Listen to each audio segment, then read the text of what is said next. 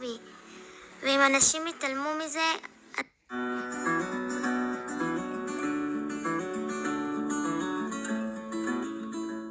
Hi, folks. Welcome to the Prepared Homestead. This is Travis. Thank you all for stopping by to watch.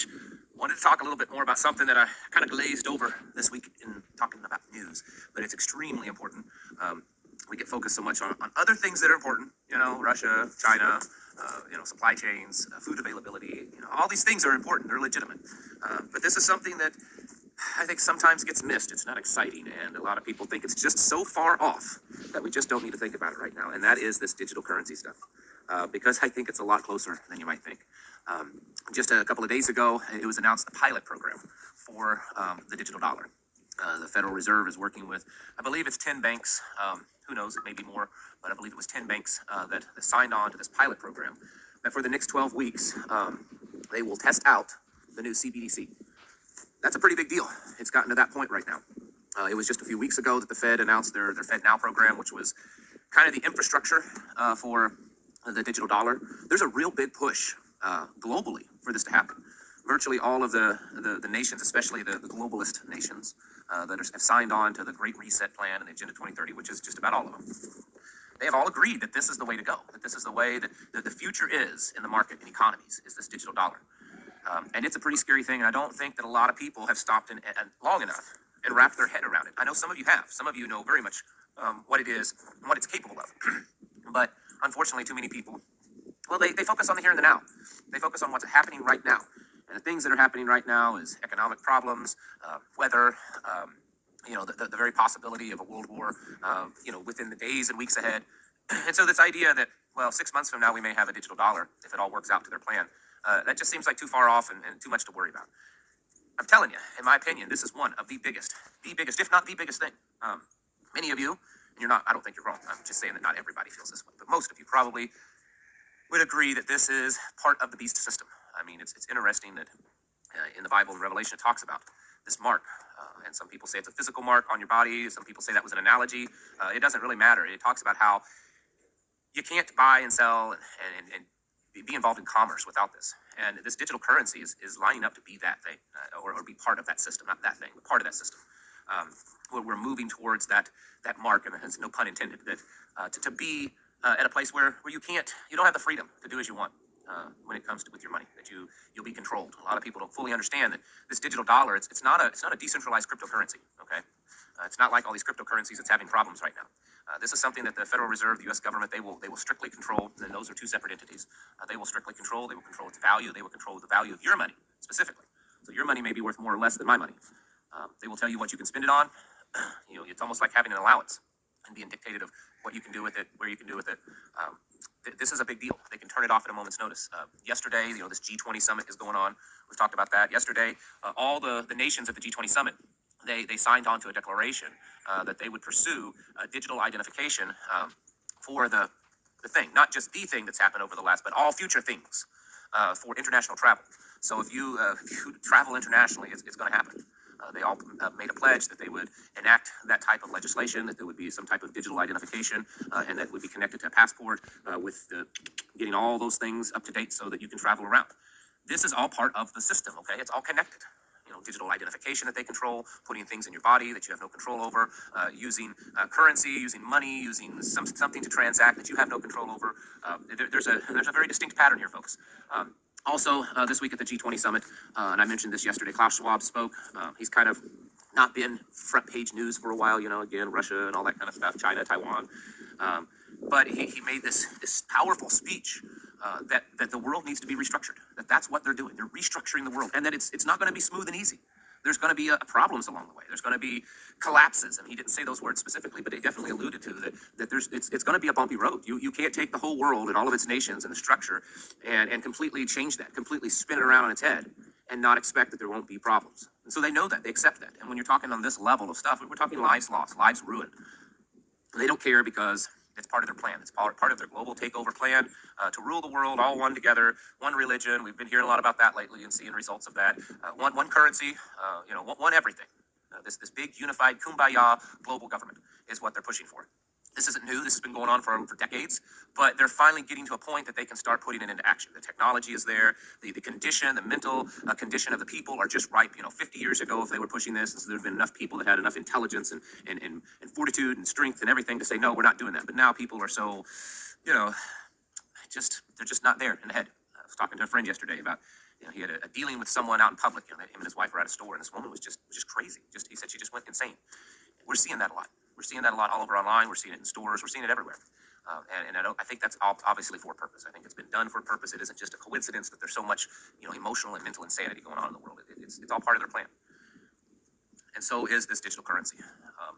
Again, they said that this pilot program is going to last 12 weeks. And then from there, it'll start going. The big announcement that they had made a few months back is that by May of 2023 is when they hope to fully enact it.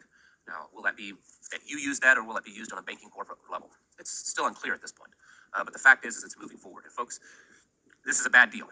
There will probably, I'm going to guess, I'm going to assume, there's probably going to be a transition period to where you can opt out, to where you can use alternative currencies, gold, silver, barter, trade, things like that. But at some point, it's very likely at some point that they're going to crack down on everyone. And that's all you can use. That's all you can use. How long that will be, I don't know. I can't tell you. But I can tell you this. In my opinion, the U.S. dollar, the current U.S. dollar, it's already started its death walk. Okay? If you look around the world at all the things that's happening between the petrodollar and being knocked off as the petrodollar, at least that's in play. Global reserve currencies, like the BRICS currency rising up. All these central banks, buying up all the gold and silver they can. The cryptocurrencies are really having a lot of problems. Everything is lining up for this digital currency. And this is devastating. You're not going to be able to do the things that you want. You're going to be completely controlled. What you spend your money on, where you spend your money, travel, giving money to your children. Your children do some chores, you pay them. Yard sales, secondhand types of transactions, just individuals doing business with each other. I sell my lawnmower to my next door neighbor, or I buy his chainsaw, things like that. It's going to become either difficult or very, very, very intrusive, because then they'll be able to say, well, now we have tracked absolutely 100% of all your spending and your income, and so now we can tax you differently. So the money that you made from selling your lawnmower to your neighbor, now they know that. They'll be able to tax that. They'll be able to control what you do with your money. You want to go stock up and say, hey, we've saved up $500 and we're going to run to the store and we're going to buy $500 of food for storage. No, they may not let you do that because they'll control how much. This is already in play in certain countries that's doing the digital currency. That's a little bit ahead of us. So it's not a stretch to say that we will get to that point too. Firearms, ammunition, things like that. They're already monitoring that. They've worked out deals with the credit card companies to set it all up in place. So it's like the stage is being set for all of this, folks. And it's not that far away. This is why I promote self-sufficiency. This is why I promote communities, so the communities can work together and find alternatives. They can barter and trade amongst themselves. Other than that, there's not a lot of other options. There is one, and I'm not here, this isn't a commercial for it. It's just something that I've gotten to find out, and I don't make any kind of money off of it. But there is an organization, it's a bank, but it's not a traditional bank. It's the only bank that's not part of the Federal Reserve System, because all of their holdings is in gold and silver. You can look them up online. They've got some little videos on their website to explain what they are, but it's a legitimate bank. You can get a debit card and purchase things with it. But everything that you have is held in gold. It's called UPMA, United Precious Metals Association. Very legitimate, above board kind of organization. And like I said, you send them Federal Reserve dollars, they convert that to gold or silver, and they have it in their vaults in your name. And then you can actually have a debit card, just like what you have in your wallet already, and you can purchase things anywhere off of that gold and silver that's sent in the bank. So there are options like that. But at some point, it's... Okay, remember, the video that I did about from 3%, I believe, up to, a growth up to 20 or 30% even, about preppers. You see, not just in America, of course, in the whole world, basically. Okay, and more people are subscribing to guys like this, for example. Obviously, he's a Christian also, and he even has his own brand, okay, where he sells products, obviously, okay. Yeah. Very likely that even those options would be cut off. We don't know how big this beast system is going to get. I mean, according to the Bible, for those of you who follow that, it's going to get pretty bad and big. But the main point of this video today is to express to you the things that are happening kind of in the way behind the scenes. I mean, you can find out in the news about, this 12-week pilot program, or the digital passport thing that the G20 signed and all that kind of stuff. But it's hard to find. It's certainly not front page news. These things are happening. A lot of people have commented or sent me messages, hey, you haven't talked about the Great Reset in a while and stuff. Well, it's still going on. It's not front page news. It's still going on. And we need to continue to be ready for that because I think at this point it's inevitable. I could be wrong on that, but my gut feeling is telling me at this point it's inevitable, and that's why we have to push so vigorously to be as self-sufficient as possible, to be as prepared, not just have a bunch of cans of food in your closet, but to really pursue this endeavor of self-sufficiency because this digital dollar. It's going to be very pervasive. It's going to affect every aspect of our lives, and we need to be able to handle our own as much as possible. That's not going to take care of all the problems, but it's going to make things a little bit better for you. Small communities working together, another big asset to have with this digital dollar. This is an absolute war against us, against the people. They want to control our means to exist, the money that we use to transact business and to stay in this life. They want absolute control over, and it very much looks like that's what they're doing. Folks, it's time now more than ever to get your houses in order, to prepare yourselves mentally, physically, and spiritually. Thank you for watching, and I'll catch you in the next video.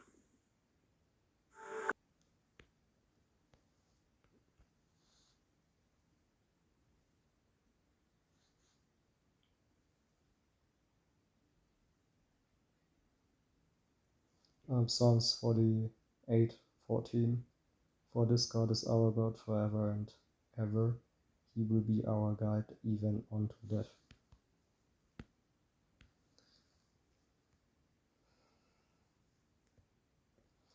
Numbers 23:19. God is not a man, that he should lie, neither the Son of Man, that he should repent. Had he said, and shall he not do it, or had he spoken, and shall not, he not make it good?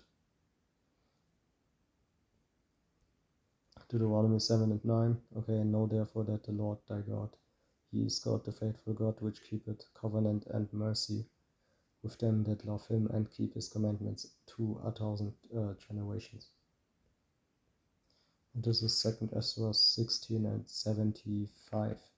Be ye not afraid, okay? Neither doubt, for God is your guide. See. Verse 76, and the guide of them who keep my commandments and precepts, said the Lord God, let not your sins weigh you down, and let not your iniquities lift up themselves.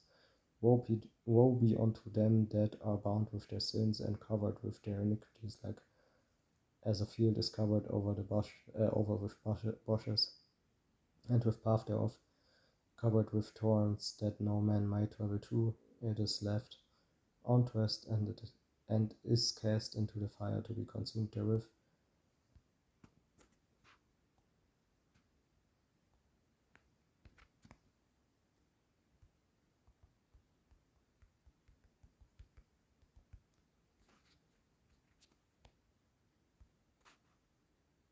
I don't want to drift so much, so basically this is more an inspiration video. You see Proverbs 3:5-6. Trust in the Lord with all thine heart, and lean not unto thine own understanding.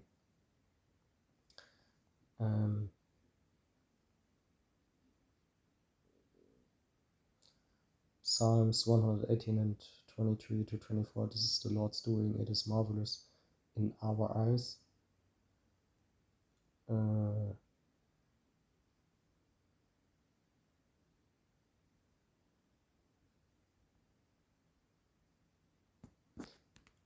And the last verse, this is what I mainly wanted to go into also. Okay, God is not unrighteous. You see. Let's get that very important verse in this video. Hopefully you are not hopefully you are not too much negative about the video I showed you about this guy, what is his name, survival something, he talks also about prepping a lot and things like that. Anyway, Hebrews 6:10, for God is not unrighteous to forget your work and labor of love, which ye have shewed toward his name, and that ye have ministered to the saints and to minister.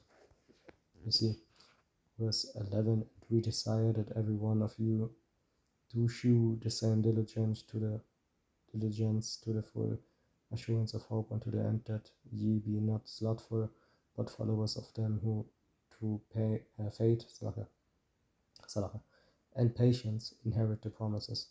For when God made promise to Abraham, because he could swear by no greater, he sware by himself. Okay, you see. So really the point of this lesson or video, however you want to call it, is basically to trust in Yahweh Hashem Shai, to really like everything he is trying to work with you. You should better not be so pessimistic, if you will. Okay, let me look real quick. Pessimistic.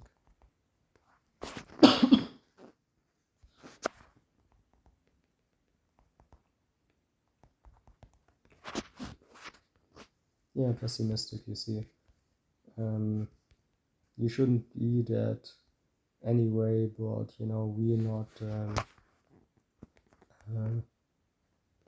not naive, or naive or naive, basically,